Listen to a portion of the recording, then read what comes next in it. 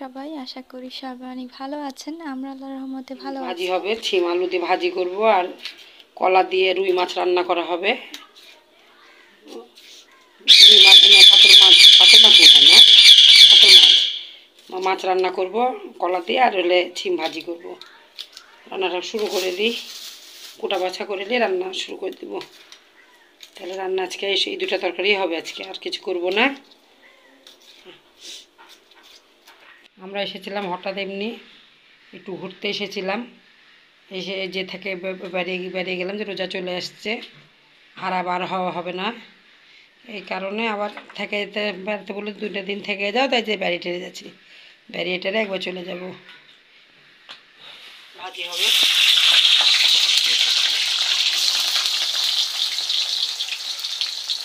ভাজি একটু ছিম আলু ভাজি হবে।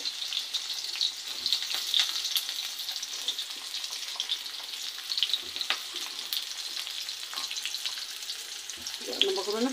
আমাদের তো আগের ভিডিও আপলোড করা হচ্ছে, তো আপনারা এই ভিডিওটা যেদিন দেখতে পাবেন সেদিন তো প্রথম রোজা। প্রথমে তো পেঁয়াজ মরিচ ভেজে নিচ্ছে, তারপরে একে একে সবজিগুলো দিয়ে দিবে। আজকে মিঠু অনেক শান্ত হয়ে আছে, চেঁচামেচি করছে না। পেঁয়াজ মরিচ ভাজা হয়ে গেছে, তো এখন শিম আর আলুগুলো দিয়ে দিবে। এখন দিয়ে দিচ্ছে হলুদ গুঁড়া। ডাল ভিজিয়ে রাখা হয়েছে, ডালগুলো বেটে নিবে। পেঁয়াজ মরিচ ভাজা হয়ে গেছে, তো এখন শিম আর আলু দিয়ে দিচ্ছে। আমাদের এখানে আসা অনেক দিনই হয়ে গেল, তো আমরা আবার বাসায় চলে যাব। অনেকদিন পরে শিম আর আলু ভাজি করা হচ্ছে। শিম দিয়ে আলু ভাজি করলে খেতে ভালোই লাগে।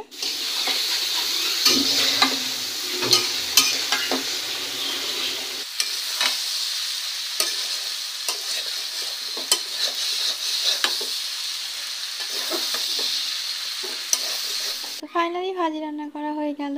আজকে মাছ দিয়ে কলা রান্না করা হবে, তো মাছ তো প্রথমে ভেজে নেওয়া হয়েছে, আর এখন তো মশলা কষানো হচ্ছে। এর আগে আপনাদেরকে কাঁচা কলা দিয়ে মাছ রান্না করা দেখানো হয়নি। কলা রান্না করে খাবা তো, এটা আমার ননদের রেসিপি, কলা দিয়ে ইলিশ মাছ।